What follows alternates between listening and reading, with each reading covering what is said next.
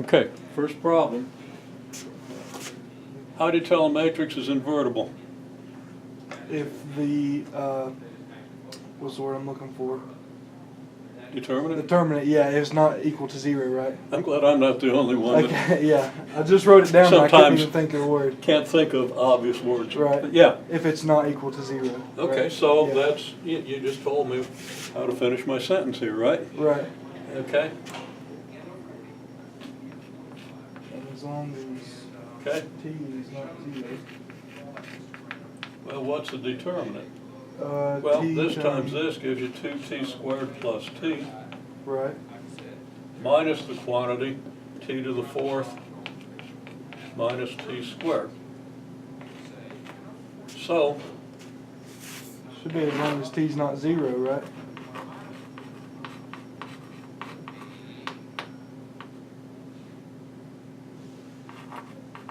obviously, provided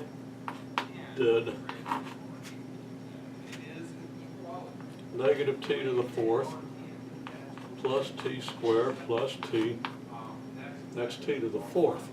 I said t to the fourth and I wrote t squared, something's not connected.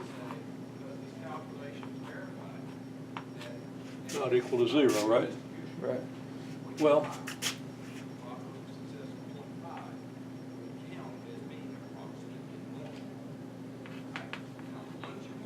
you can factor t out, Yeah, it should work as long as t's not 0, right? When and you I'm going to the factor out a t's. negative t, and then I'm going to erase the negative sign, Okay. because we're talking about, say you factor negative t out, you get t cubed minus t plus 1. Right? Minus 3t. Yeah, it should be 3. Oh, he did. Oh, no, yeah, it should be 3t. And it should be minus 1. There should be a 3t in there, I believe. Oh yeah, we got a 2 there. Well, we don't anymore. All right. You do, I don't. Okay. It works out the same, okay? Right. Okay. I like it better this way because the numbers are a little simpler. Now, you can factor this thing, maybe, okay? And you got theorems about, you know, Descartes' rule of signs and stuff like that. It tells you how many zeros there might be and if they're rational, and so forth, okay? And you've got Newton's method, and you've even got, if all else fails, a graphing calculator that'll tell you about where the zeros are, and then you can use Newton's method in the vicinity, okay? I don't like graphing calculators. I think you ought to be able to figure out that, you know, for example, if t equals 1, it looks like that thing's going to be negative, right? Right. If t equals negative 1, well, it looks like it's still negative, right? If t is 0, it's negative. On the other hand, if t is 2, it's positive. Okay, so you know you've got a 0 between t equals negative 1 and 1, right? And then you can try some rational numbers in there if things fit, and use everything that you might or might not have learned in pre-calculus. Okay? And there are all kinds of methods that you can use that don't always get covered very well in pre-calculus. For example, I don't even cover Descartes' rule of signs in pre-calculus because nobody's going to understand it. And it takes too much time. People don't understand fractions, they don't understand rational numbers, and nobody ever uses it except when you run into something like this.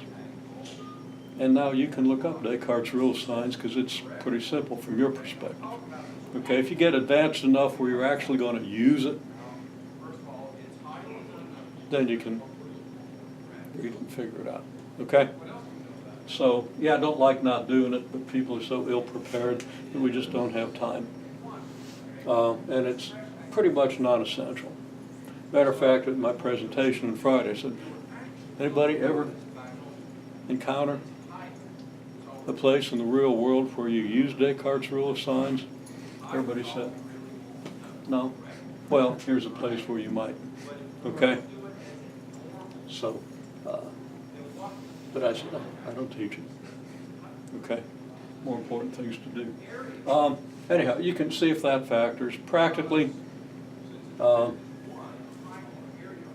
it probably doesn't make a huge difference, but the idea simply is that there are values of t for which this thing's not invertible, okay?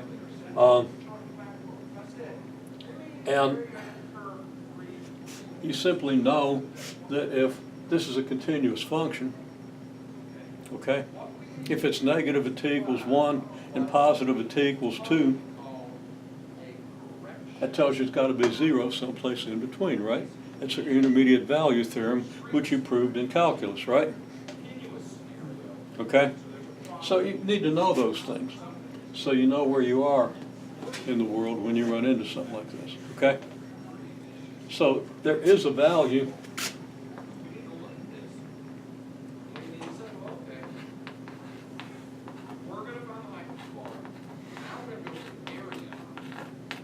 for t equals 0.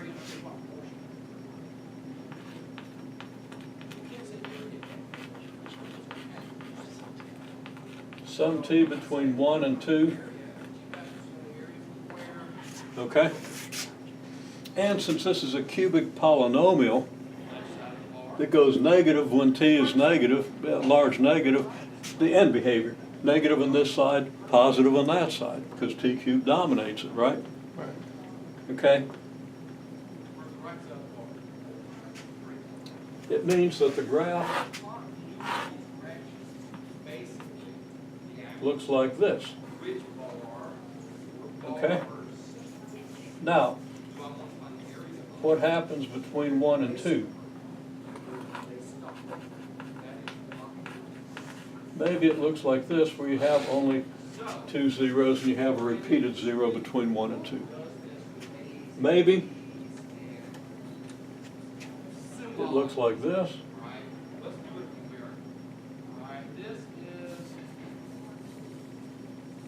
where there are 2 zeros.